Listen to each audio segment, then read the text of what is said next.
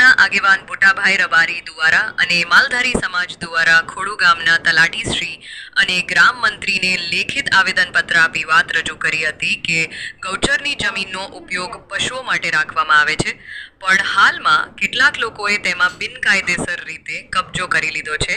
તેમણે તાત્કાલિક ધોરણે કાર્યવાહી કરીને ગૌચરની જમીન ખાલી કરાવવાની માંગ કરી છે।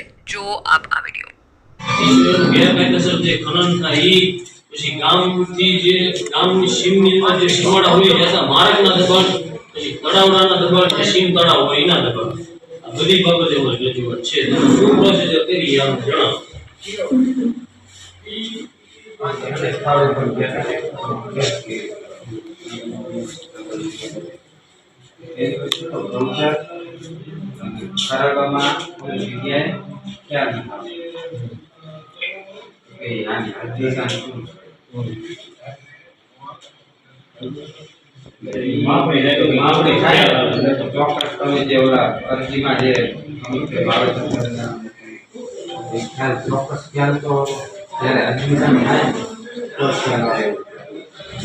એડમિશન તમે કહો એડમિશન તો ચાલે થાય હવે ડીએલએ વાળા માપણી કરે કોઈ લોકો એડમિશન કરે ને એ કરવાનું કોને?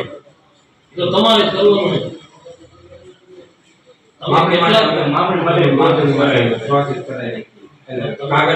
પ્રોસેસ કરાવવાની વાત તો સાઈડમાં, જે લોકોએ દબાણ કર્યા હોય એ લોકોને તમે નોટિસ આપી દબાણ સાબિત કરવા માટે પહેલી વસ્તુ તો એનું સ્થળ ચોક્કસ અમે સાહેબ એરિયો પર સાબિતી છે તે 2000 ને કઈ સાલમાં અંદાજે 2004 એક સાલમાં 2004 ની સાલમાં ગૌચર ખરાબાનું દબાણ દૂર કરેલું એ વખતે હર દિશાની કરેલું બધી ટોટલ જમીન એ વખતે છૂટી કરાવેલી બરોબર। અને અત્યારે અમે તમને પુરાવા શીખ્યા આપી કે જે જગ્યાએ દબાણ કરેલા હઈ પુરાવા શીખ્યા અમે તમને આપી જે સાહેબને આપી પીડીએફ એ લોકો ફરજિયાત દબાણ કરેલું હોય અમારા પાસે બતાવો ઓથોરિટી પુરાવા સાથે તમને આપી કે એ લોકોએ દબાણ કરેલા જ છે કાયદેસર નહીં। અમે તમને સ્થળ તપાસણી તમે કરો તમને કાયદેસરનું દેખાડ્યું સર્વેમાં ટેક્સ લાઈન બધું આપ્યું। અને અત્યારે જો હું તમને આગળ મૌખિક રજૂઆત કરું, હું તમને લેખિતમાં આપું, હું તમને સર્વે નંબર આ તો તમારે મને આપવા પડે સર્વે નંબર, આ બધી તમારી જવાબદારી, તમારે મને સર્વે નંબર આપવા પડે કે આ સર્વે નંબર આવા ગૌચરના આયા। હું તમને આખા વિગતવાર અત્યારે અરજીમાં આપું, તમને ટોટલ તલાવડાના સર્વે નંબર આપું, ગૌચરના સર્વે નંબર આપું, તમે કેટલા દિવસમાં મને કરી દેજો? વહેલા પણ ટાઈમ તો કઈ હોવો જોઈએ। હવે અત્યારથી લોકો વાવી દીધા છે, મેં તમને કીધું, મેં સરપંચને કીધું કે તમે અરજી કરો, તમે નોટિસો આપો, તમે મને એવું કીધું કે નોટિસ આપી છે, તમે કોઈ નથી નોટિસ કોઈને મળી બરોબર। તમે ભાદરા દબાણ કેવી રીતે હટાવી છો? એ લોકો તમે દબાણ કરશો તો એ લોકો અમુક ને કઈ હાવ ખાલ ખોળા તો હશે જે લોકોએ દબાણ કર્યું છે એ તમારી ઉપર એવી થશે તો કાલ હવે કોર્ટમાં જશે, તમારે પુરાવો તો હોવો જોઈએ દબાણ હટાવવાનો, તમે 2 વાર નોટિસ દેવી પડે નોટિસ તમારે તમે નોટિસ દો, તમે સિરિયસ લો આ બાબતે જો હું તમને ચોખ્ખી વસ્તુ કહ્યું, મેં આની અંદર ઉલ્લેખ કર્યો છે, હું તમને 20 દિનનો ટાઈમ આપું, તમારે સરપંચ જયારે વાત કરવી તો મેં સરપંચને ચોખ્ખા શબ્દમાં કીધું છે તમને 20 દિવસ અમને આપી બરોબર ને? બધા વ્યક્તિએ દબાણ કરેલું છે અને બધાને ખબર જ છે। મેં સરપંચને કીધું, તલાટીને કીધું, તમે આ લોકોને ઓલા કરો, જાગૃત કરો એ લોકોને કે તમે વાવશો નહીં, જો પુરાવાના તમને આ વખતે ભેરવવાના છે ફરજિયાત ગૌચર કરવા, તમે કોઈ વાવશો નહીં સરકારી જમીનની અંદર તો નથી કોઈ સરપંચે પગલા લીધા, નથી તલાટી લીધા, એ લોકો તો વાવી દીધા, એમને ખબર કઈ ખાવાનું બરોબર। અને બીજી વસ્તુ કે ગેરકાયદેસર રીતે રોજ જીસીબી ટ્રેક્ટર હાલે, આ બધી વસ્તુની તમને ખબર છે એવું ન હાલે ગયા આ બધી તમારી જવાબદારી તમને ધ્યાનમાં નથી આવતું, 1000 ફૂટના ખાડા કરી હાલો તો ઇનામ થાય રોજ નવું ખોદાણ કરે, આ બધું અમારે ધ્યાન રાખવું।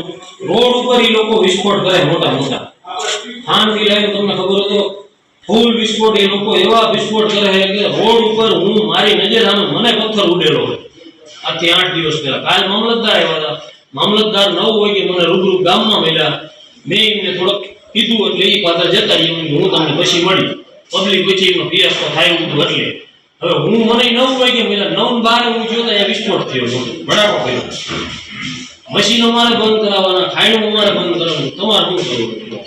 નથી તમે નોટિસ આપી. હું તમને ચોખ્ખા શબ્દમાં કહી દઉં, તમારે જેટલું એક્શનમાં હોય એટલું આવજો.